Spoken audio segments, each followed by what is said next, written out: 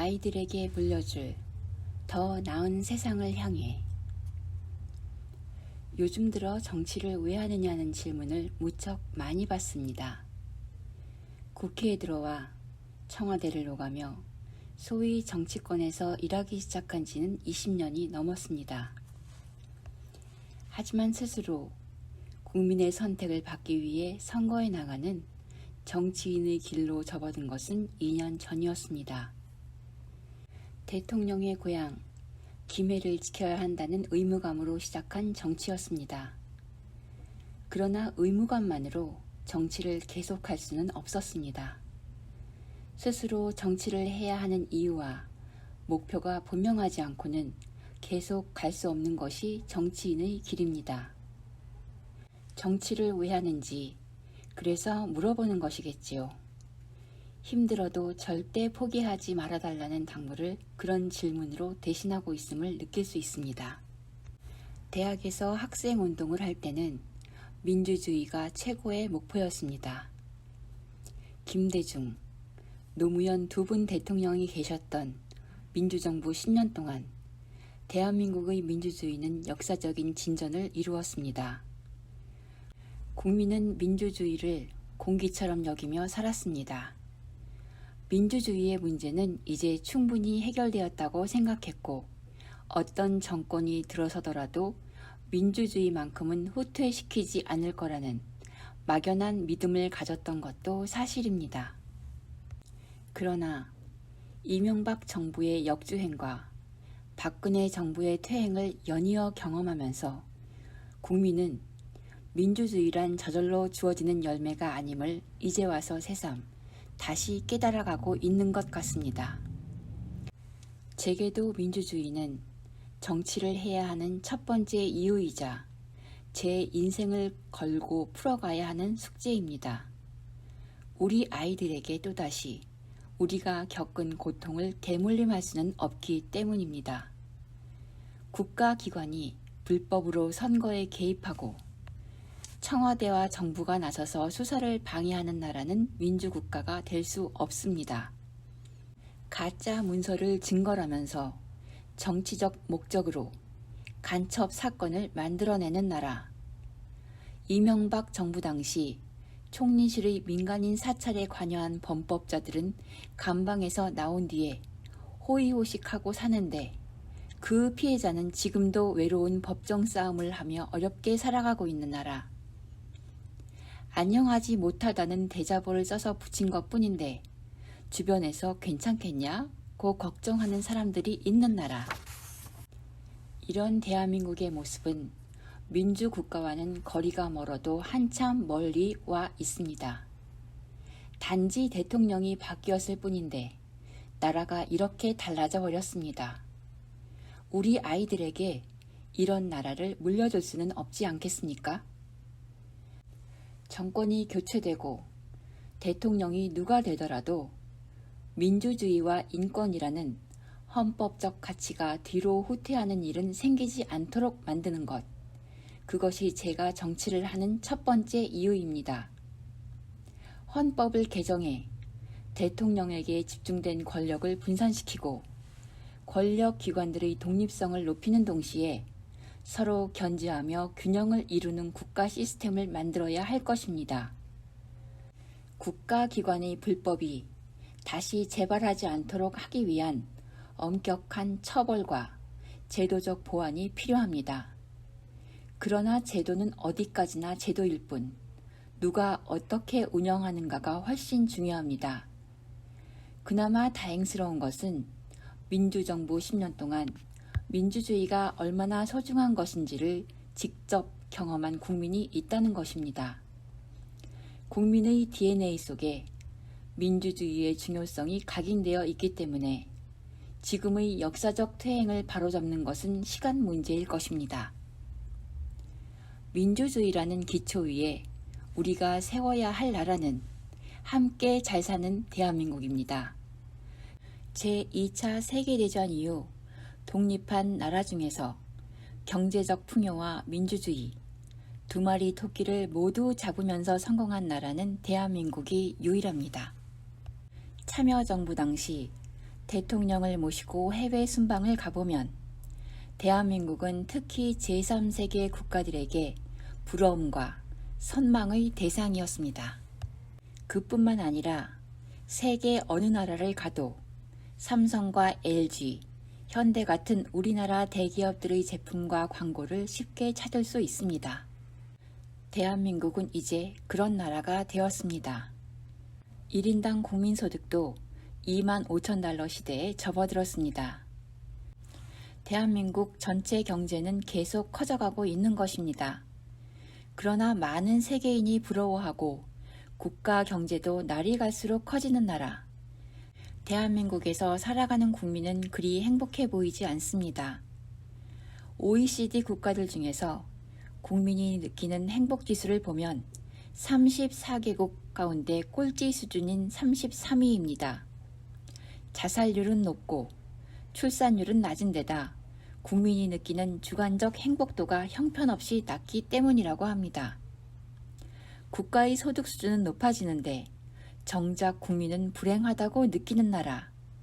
이것이 오늘을 살아가는 대한민국 국민의 슬픈 현실입니다. 왜 이런 일이 발생하는 걸까요? 1인당 국민소득이 25,000달러라면 4인 가족 기준으로 연소득이 1억 원이 넘는다는 얘기입니다. 그러나 우리나라에서 연소득 1억 원이 넘는 가구가 얼마나 될까요? 국민 총소득 중에서 가계가 차지하는 몫은 62%라고 합니다. 2001년의 67.5%에 비해 더 줄어들었습니다. 주요 선진국들에 비해 10% 이상 낮은 수치입니다. 국가의 소득이 늘어나도 국민에게 돌아오는 몫은 상대적으로 더 적어지고 있는 셈입니다. 그렇다면 기업들은 모두 좋아지고 있는 걸까요? 2012년 우리나라 전체 기업들이 사업을 해서 남긴 순이익은 123조 원입니다. 그 중에서 삼성과 현대 두 그룹이 43조 원으로 35%를 차지합니다. 2008년에는 삼성과 현대가 차지하는 비중이 9.6%였습니다. 4배 가까이 늘어난 것입니다. 두 그룹을 제외한 다른 기업들은 같은 기간의 순이익이 107조 원에서 80조 원으로 오히려 25% 줄어들었습니다. 경제의 양극화가 갈수록 심각해지고 있습니다. 국민 개개인의 소득이 차지하는 비율이 줄고 있으니 당연히 체감 경기가 좋을 수가 없습니다. 기업들 중에서도 삼성과 현대 두 그룹에 대한 쏠림 현상이 갈수록 심화되고 있습니다. 양극화와 불평등이 확대될수록 국민들이 느끼는 행복지수는 낮아지고 있습니다. 그동안 경제계는 파이를 키워야 나눠 먹을 것이 많아진다며 언제나 성장 우선론을 펴왔습니다. 그러나 파이를 키웠지만 양극화가 극심한 미국 국민의 행복지수는 OECD 34개국 중 30위에 불과합니다. 파이가 커진다고 국민이 함께 행복해지는 것은 아니라는 얘기입니다. 이제는 생각을 바꾸어야 합니다. 함께 잘 사는 대한민국으로 가야 합니다. 파이도 키우면서 국민도 행복하게 만드는 새로운 성장 전략이 필요합니다. 국민의 호주머니를 어떻게 불려줄 것인가를 국가 정책의 최우선순위로 놓고 가야 합니다. 우리가 부러워하는 유럽 선진국들의 역사는 경제적 불평등을 줄이면서 국가 경제를 키워야 성공한 나라가 될 수 있다는 것을 증명하고 있습니다. 함께 잘 사는 대한민국에서 우리 아이들이 살아갈 수 있도록 하는 것이 기성세대의 책임입니다. 설사 우리 세대에서 그런 세상을 이루지 못한다 해도 이대로 가면 언젠가는 닿을 수 있도록 대한민국화가 가는 방향만큼은 바로잡아 놓아야 합니다. 국가가 가야 할 큰 방향에 대해 국민의 합의를 모아내는 일, 정치가 책임져야 할 몫입니다. 상식이 통하는 세상을 만들고 싶습니다. 세상에는 상식대로 되지 않는 일이 너무 많습니다. 2013년 5월 진주의료원이 문을 닫았습니다. 적자 누적과 기득권만 유지하는 노조원들이 폐업의 명분으로 내세운 이유였습니다. 제 상식으로는 폐업 이유가 납득이 잘 되지 않습니다. 적자가 폐업 이유라면 문 닫아야 하는 공기업이 하나 둘이겠습니까? 그러면 정부도 재정이 적자가 나면 문을 닫아야 합니까? 예산이 들어가야 할 만큼 공익적인 일인지 아닌지를 놓고 판단하는 것이 상식일 것입니다. 노조를 폐업의 이유로 내세운 것도 이해가 되지 않기는 마찬가지입니다. 귀족 노조라는 경남도의 주장이 사실과 부합하지 않는 것이 많다는 것은 차치하고 백보양보해 설사 노조에 문제가 있다고 쳐도 그것이 폐업의 이유는 될 수가 없습니다. 노조와 함께 머리를 맞대고 적자를 줄이기 위한 경영혁신 방안을 만드는 것이 상식입니다. 노조 입장에서도 폐업이 되면 당장 일자리를 잃게 될 테니 고통을 분담해서라도 경영을 정상화하는 방안을 찾는 것이 상식입니다. 상식이 통하지 않는 행정의 결과는 결국 고스란히 서민의 피해로 돌아갈 수밖에 없습니다. 지금이라도 사용자인 경남도와 노조, 관련 전문가들이 모여서 진주의료원의 재개원을 위한 경영혁신 방안을 마련하는 것이 우선입니다. 사회적 타협을 통해 도민이 받아들일 수 있는 방안이 마련되면 진주의료원의 재개원을 누가 반대하겠습니까? 시간이 걸리고 과정이 힘들더라도 도민이 이해하고 받아들일 수 있도록 해나가는 것, 그것이 상식입니다. 질러가면 100리, 둘러가면 30리라는 말이 있습니다. 급히 먹는 밥이 체하기 쉽습니다. 사람들마다 의견이 다르기 마련입니다. 그런 사람들을 한자리에 모으고 서로 다른 생각을 조금씩 양보하면서 하나의 결론으로 만들어내는 일은 어렵고 힘들 수밖에 없습니다. 그러나 그 일이 힘들다고 생략한 채 마구 질러가면 당장은 해결되는 것처럼 보여도 언젠가는 처음부터 다시 시작해야 하는 경우가 대부분입니다. 정치나 행정이나 세상 돌아가는 이치와 크게 다르지 않습니다.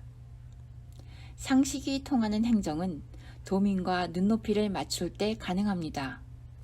경남도에도 2010년부터 민주도정협의회를 통해 도민의 눈높이에서 도정을 논의하고 풀어갔던 소중한 경험이 있습니다.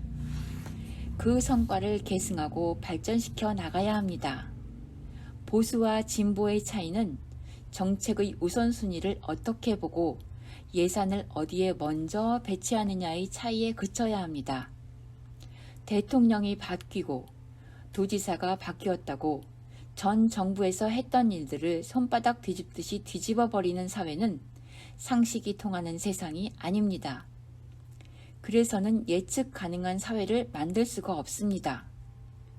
상식이 통하는 세상이 정치가 만들어야 할 미래입니다. 정권이 바뀌었다고 상식과 원칙까지 바뀌어서는 안 될 것입니다. 그래야 10년, 20년 뒤를 내다보며 살아가는 우리 아이들에게 미래에 대한 불안을 줄여줄 수 있습니다. 정치가 상식을 벗어나면 국가도, 사회도, 미래도 모두 불안정해질 수밖에 없습니다. 20년 전 제가 처음 국회에 발을 들여놓았을 때 정치는 제게 약자의 눈물을 닦아주는 일이었습니다. 최소한의 인간적 권리를 주장하다 해고당한 노동자들, 공장에서 마구 버린 폐수로 고통받는 주민들, 이곳저곳 찾아다니다 마지막에 국회를 찾아와 눈물로 하소연하던 그분들을 잊을 수 없습니다. 지금도 정치의 본질은 그런 분들의 눈물을 닦아주는 것이라는 생각에 변함이 없습니다. 민주주의의 발전도 무소불위의 권력에 맞서 정치적 약자인 시민들의 권익을 조금씩 확대시켜 온 과정이었습니다.